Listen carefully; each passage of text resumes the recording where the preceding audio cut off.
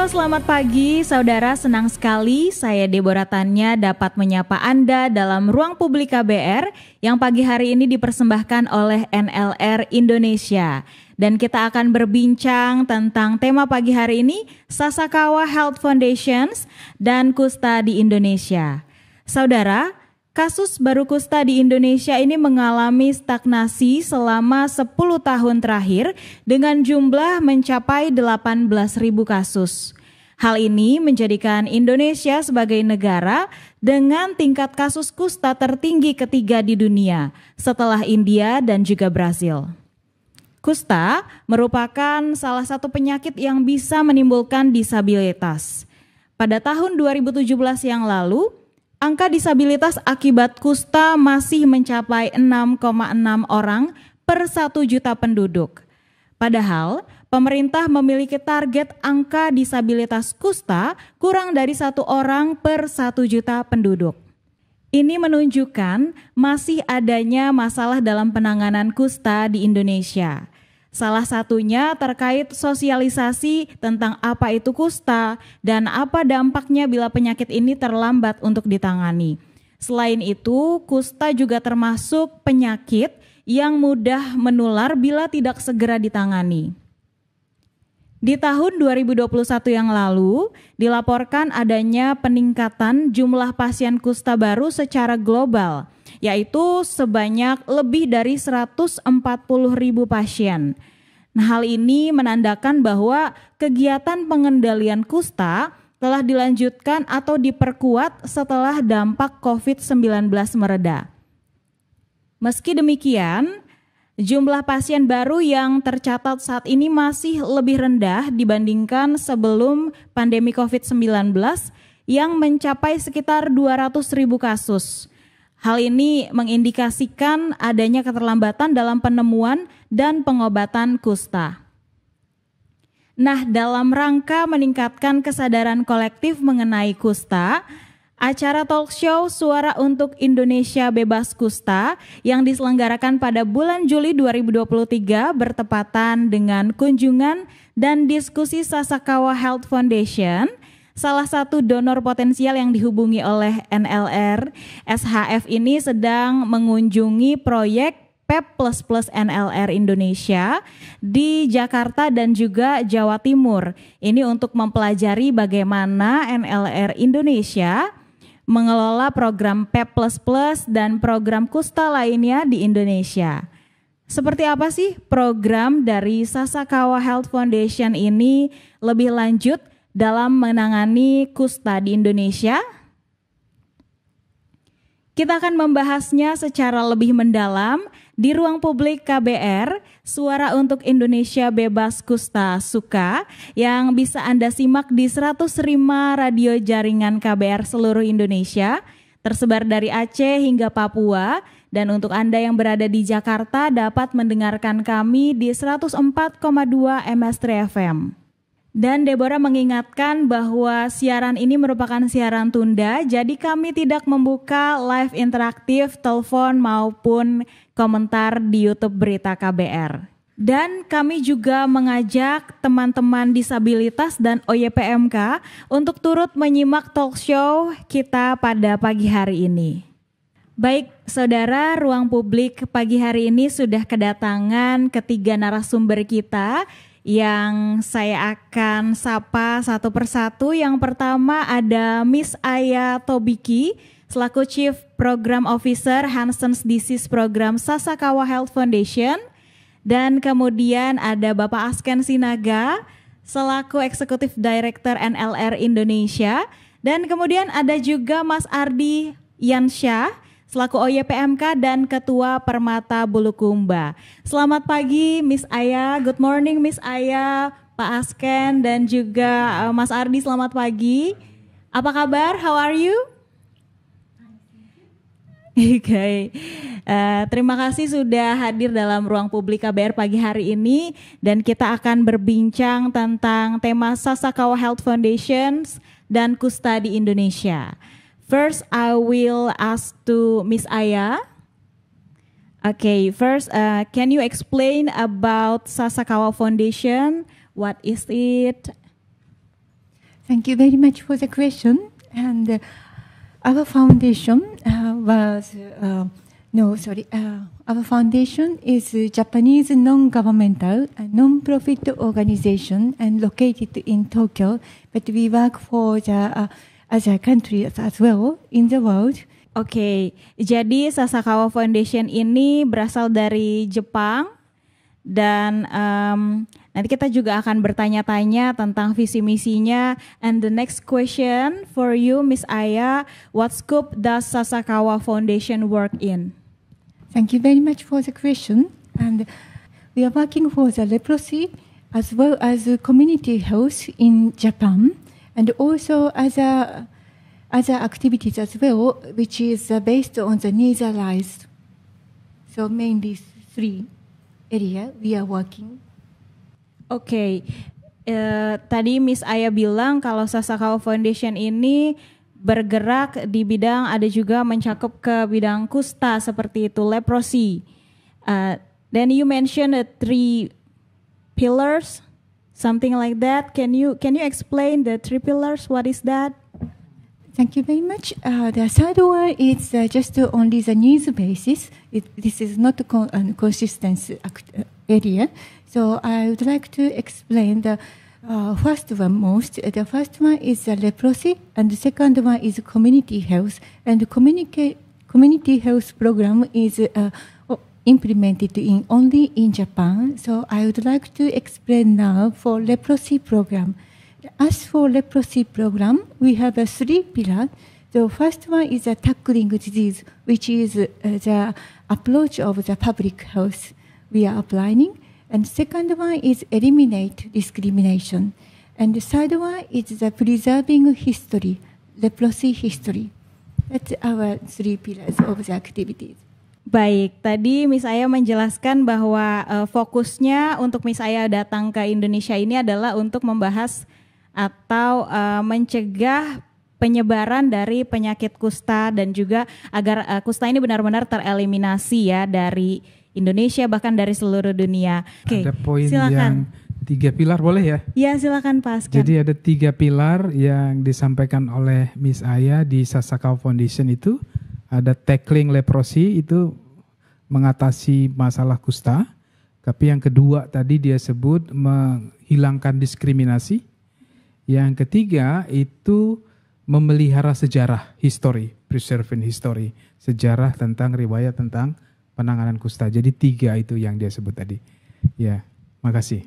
Oke, terima kasih untuk penjelasannya dari Bapak Asken. Mungkin selanjutnya kita akan bertanya lagi ke Miss Aya ya, masih tentang Sasakawa Foundation ini. What Sasakawa Foundation established, the background, can you explain about that? Okay, thank you very much for the question. Our foundation was established in 1974, and at that time we have 2 founders. The first founder is Mr. Yoichi Sasakawa. He is founder of the Nippon Foundation, who served as the first president of our foundation. And another founder is Professor Morizo Ishidate. He is known as the father of chemotherapy for leprosy in Japan. So 2 of them coincidentally met, and they discussed and they found the passion to contribute to leprosy. So that their passion was the source of our establishment of our organization. So our foundation was established in order to eradicate leprosy in the world. Oke, terima kasih Miss Aya tadi menjelaskan bahwa Sasakawa Foundation ini berdiri sejak tahun 1974. Betul ya, dan memang fokusnya itu salah satunya adalah ke penyakit kusta, bagaimana penyakit ini tidak hanya di negara Jepang saja ya untuk penanganannya, tapi bisa ke seluruh dunia. Mungkin Pak Asken ada ingin menambahkan dari penjelasannya Miss Aya tadi? Cukup ya Pak. Dan selanjutnya kita akan masih bertanya karena kita penasaran banget nih untuk Sasakawa Health Foundation ini khusus didatangkan ya Miss Aya jauh-jauh dari Jepang mau ngobrol sama kita. Satu lagi di segmen ini pertanyaan untuk Miss Aya, what is the vision and mission of Sasakawa Foundation, atau apa sih visi dan misi dari Sasakawa Foundation ini? Thank you very much. The vision of our foundation is better health and dignity for all. And the mission is we support people to lead healthy and dignified lives without their whatever their circumstances. Whatever their circumstances. Misi Sasakawa Foundation tadi disebutkan bahwa semua manusia berhak atas nilai-nilai kemanusiaan, jadi better health and dignity for all. Jadi kesehatan yang lebih baik dan martabat yang kemanusiaan untuk semua.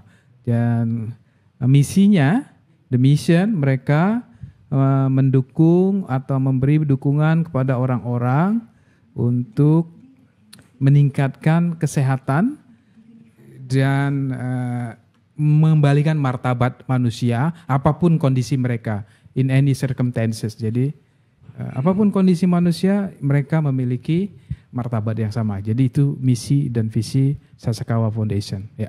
Kalau kita bisa hubungkan dengan kata-kata dari salah seorang sejarawan atau kita bisa sebut pahlawan ya, salah satunya Dr. Samratulangi, mempunyai moto memanusiakan manusia seperti itu ya. Jadi kurang lebih sama seperti itu ya misi dan visi dari si Sasakawa Foundation ini. Kita sudah mendengar penjelasan Miss Aya tentang nilai-nilai atau visi misi yang dimiliki oleh Sasakawa Health Foundation ini, bahwa mereka ingin menjaga martabat kemanusiaan. Dan tentunya di sini juga sudah ada Mas Ardi ya selaku OYPMK.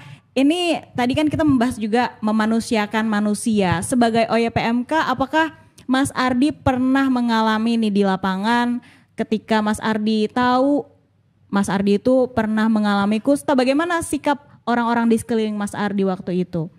Apakah juga mendapatkan diskriminasi atau seperti apa? Boleh diceritakan ke kita semua?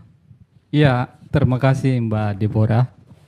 Jadi saya rasa kalau kita berbicara kusta ini memang ada beberapa hal yang melekat di dalamnya, termasuk bagaimana orang yang sedang dan pernah mengalami kusta itu seakan-akan martabatnya mereka itu tidak seperti yang sebelumnya. Belum lagi kalau kita melihat ketika orang itu di dalam status ekonominya adalah orang miskin, ataukah dia adalah orang yang memang di dalam rumpun keluarganya itu mereka adalah seorang petani misalnya dan sebagainya. Nah kalau misalnya secara saya pribadi, ya saya juga sempat mengalami itu. Bagaimana martabat saya seakan-akan saya melihat teman-teman saya itu berbeda cara sikap mereka ke saya sebelumnya dan ketika saya terkena kusta. Bagaimana mereka yang mungkin dulunya selalu mengikut sama saya, misalnya apa kegiatan-kegiatan, karena saya pernah aktif di Karang Taruna dan sebagainya. Lalu kemudian ketika dia tahu bahwa saya kusta itu, mereka jarang lagi datang ke rumah. Dan kalaupun kami ketemu di jalan misalnya, ya mungkin sekedar say hello seperti itu dan sebagainya. Tentu ini kita menganggap bahwa ini adalah sesuatu yang tidak lazim sebelumnya, bisa dikata tidak memanusiakan secara bermartabat bagi kita, seperti itu mungkin. Jadi merasa ada ketidakadilan dalam sikap orang-orang di sekeliling Mas Ardi ketika mereka tahu bahwa Mas Ardi memiliki kusta seperti itu ya sebelumnya ya. Ya betul sekali, tapi itu hanya pada waktu tertentu. Ketika saya perhatikan di tahun 2011 sampai ke tahun 2015 sepertinya. Tapi setelah itu ya alhamdulillah karena sudah berkecimpung di organisasi dan bermitra dengan NLR, ya itu banyak mengalami perubahan dan martabat itu sudah mulai kembali dan saya melihat semua orang sudah memanusiakan saya secara pribadi. Mungkin begitu. Baik, tadi Mas Ardi bilang berkolaborasi ya dengan NLR Indonesia. Nah, Mas Ardi ini merupakan Ketua Permata Bulukumba. Bagaimana sih kolaborasi yang sudah dilakukan oleh Permata Bulukumba dengan NLR Indonesia? Sejak kapan, bisa sambil diceritakan, Mas? Ya, jadi untuk Permata Bulukumba ini mulai berkolaborasi Pak Asken di tahun 2018, seingat saya. Ya, tahun 2018 waktu itu memang kemitraannya ini secara langsung ke Permata Sulawesi Selatan, dan ada 4 atau 5 cabang kalau tidak salah yang ada di Sulawesi Selatan itu yang diberikan kesempatan untuk mengelola kegiatan tersebut yang didukung oleh NLR. Jadi Permata Bulukumba mulai dari situ. Dan di tahun 2019 saya secara bersama dengan teman-teman ya mulai mencoba mengapply proposal ke NLR setelah melihat bagaimana contoh proposal NLR, dan saya coba apply dan ternyata alhamdulillah diterima. Jadi di 2019 itu adalah tahun kedua bermitra dengan NLR. Lalu kemudian berlanjut di tahun 2022 kemarin dan tahun ini. Jadi ada 4 tahun bermitra dengan NLR. Dengan NLR ya. Betul. Oke, sejauh 4 tahun ini Mas Ardi, seperti apa sih peran NLR untuk edukasi kusta buat Mas Ardi, buat teman-teman Permata Bulukumba khususnya, dan apa manfaat nih yang Mas Ardi dapatkan? Iya, saya rasa sangat luar biasa ya menurut saya, karena saya sendiri sebenarnya selalu belajar juga terutama dari NLR ini, bagaimana NLR ketika memberikan semacam pelatihan-pelatihan ataukah kegiatan-kegiatan yang menjelaskan tentang kusta ini secara aspek medisnya. Karena walaupun kami orang yang pernah mengalami kusta dan yang mengalami penyakit kusta itu, tentu ya kita harus melihat dari dua sisi ini, dari aspek medis dan secara pengalaman pribadi. Sehingga ini saya selalu belajar juga, dan inilah yang mungkin menjadi salah satu manfaatnya bagi saya. Saya beberapa kali atau sering kali diundang untuk menjadi salah satu narasumber di kegiatan-kegiatan semacam ini, ataukah mungkin ada kegiatan-kegiatan dialog publik apa dan sebagainya, seperti itu. Tapi kalau di luar selain daripada soal bagaimana edukasi soal kusta, saya rasa yang paling banyak adalah bagaimana NLR ini melakukan peningkatan kapasitas kepada mitra-mitranya, termasuk Permata Bulukumba. Dan saya tadi sudah sampaikan sebelumnya bahwa dulu ketika saya pernah merasa bahwa saya itu seakan-akan tidak dimanusiakan, dan mungkin martabat saya sempat itu berubah dari sebelumnya.